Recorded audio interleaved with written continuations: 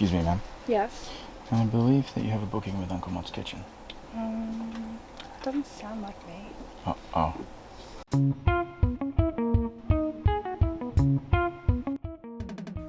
First of all, you're going to want to drop 1 pack of dry yeast into half a cup of water and 2 teaspoons worth of honey. Mix that till it's dissolved and you'll be having a good yeasty time.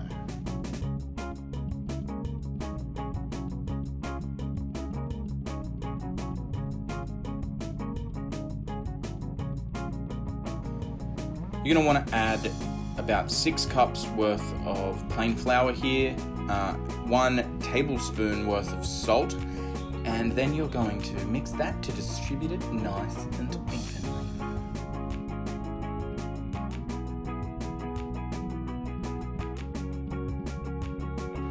Once your yeast has bloomed and foamed up or the water's gone a little bit cloudy, you want to mix that into your flour and salt mix and make a nice loose shaggy dough. You just want to mix this until there's no dry streaks of flour.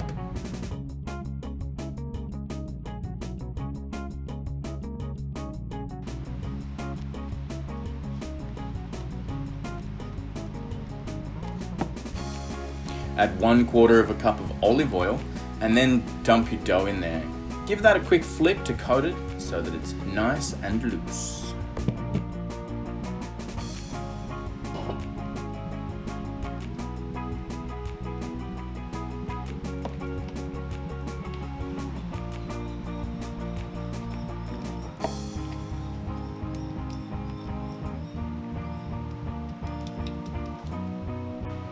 Now you'll want to chuck this bad boy into the fridge for roughly 4 to 6 hours, just to give it that little bit of time to rest. If you don't want to wait that long, you can leave it covered on a bench just until it doubles in size.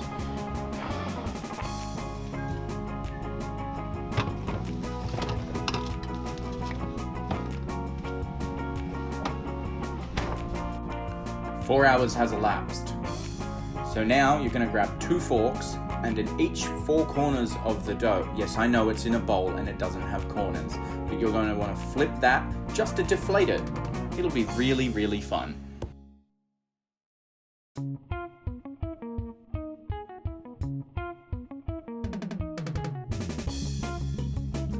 Grab your square pan, although this one here is non-stick, I still covered it in a handful of margarine just to give the dough a nice crispy base. It just really, really helps out. Alright, so your pan is nice and greasy.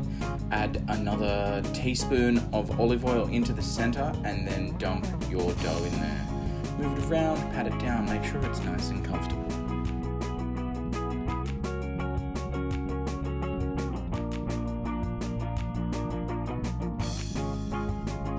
Let that rest somewhere nice and warm for about an hour and you'll get lovely, light, pillowy dough, just like this. So after your dough has rested, now you're just going to want to deflate it a little bit. So get jamming, give it a good fingering, you know.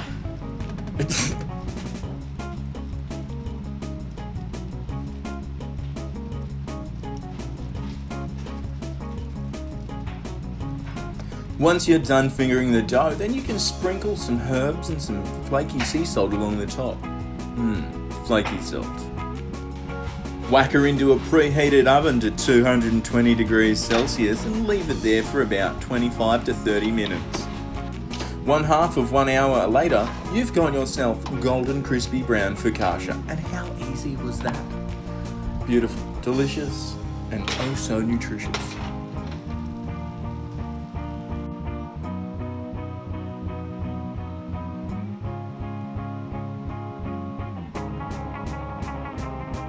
Moving right along to the cheese, grab 7 grams of citric acid. You can get this from Woolies, Coles or any health food store. And mix that into about 1/2 cup of water.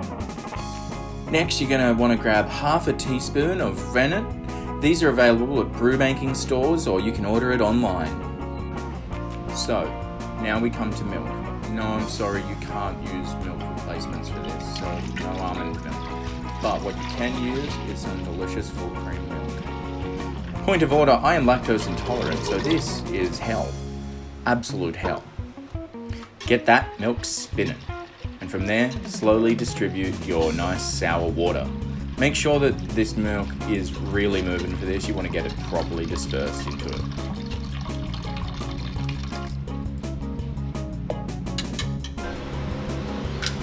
Next up, you want to get that milk up to about 32 degrees Celsius. On a nice, slow heat, just mix ever so slightly. Once that's up to temperature and nice and spinny, you can disperse your rennet. Once this is in here, you want to count for about 25 seconds and then let it sit for 5 minutes to let the curd set. Take a long sharp knife and go to the bottom of this pot and cut through it a crosshatch pattern. What you want to do is you want to be nice and gentle so that you don't disrupt the curd too much. As a side note here, try not to scratch your pot with your knife.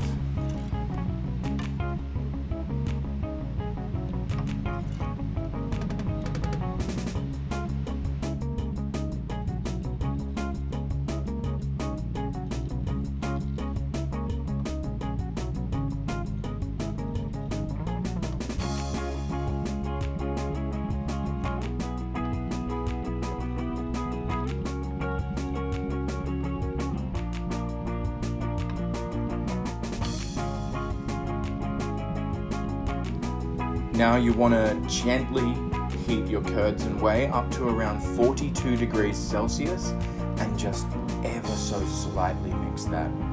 You can see here that I may have mixed it a little bit too vigorously and I have definitely broken off more than I can mold. As a point, I now understand cheesecloth. My cheese got stuck in the strainer here and it was a real bumhole of a thing to get out. So get some cheesecloth. It'll make your cheese making adventures much easier.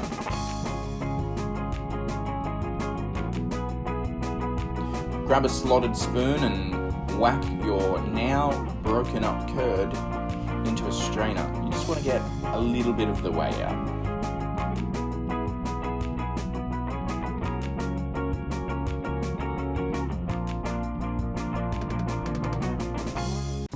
Grab a saucepan worth of whey, heat it over a nice hot heat until it's about 82 degrees Celsius. Add in 1 tablespoon of salt and dissolve. What you're trying to do here is just get your curds nice and uniform.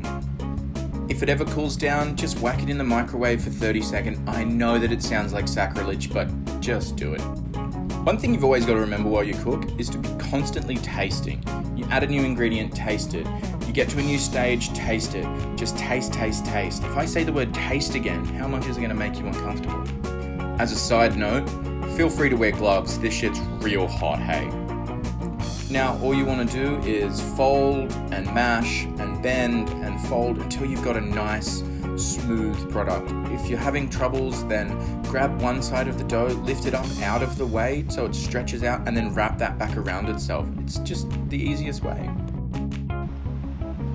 When you're ready, make a C shape with your hand and force the now made mozzarella up through that. When it gets to the right size that you're after, just pinch it off and shape it into a nice round ball and whack it into some nice cooled whey.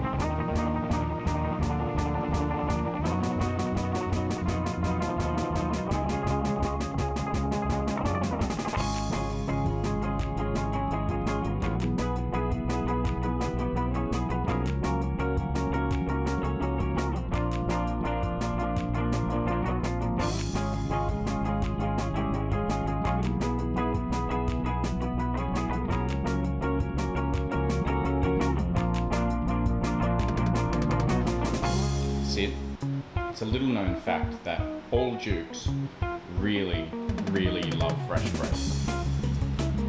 What a good gentle boy.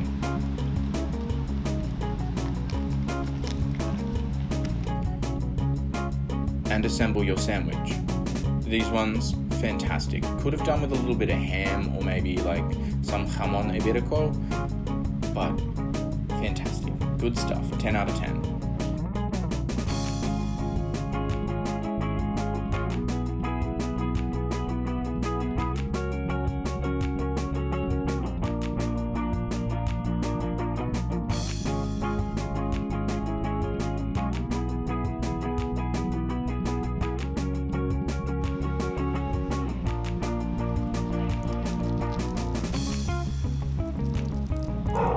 And there you go.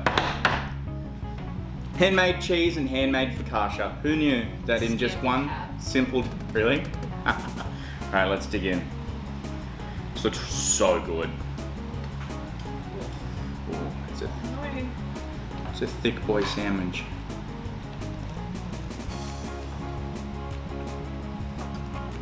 That's good. Wow. That's so good. Yeah.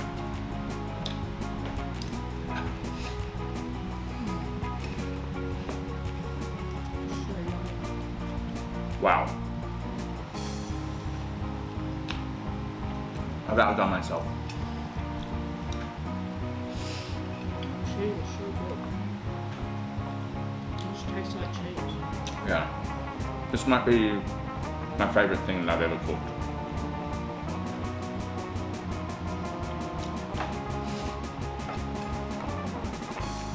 So there you have it. Mozzarella, focaccia, simple, very easy. I was very worried with this one that I was going to mess it up. Turns out I only ruined the cheese once. I'm Uncle Mott, and as always, this has been Uncle Mott's Kitchen. Tune in next week for something that is probably going to be equally as delicious, if not better, from your boy, Uncle Mott. Be kind to each other.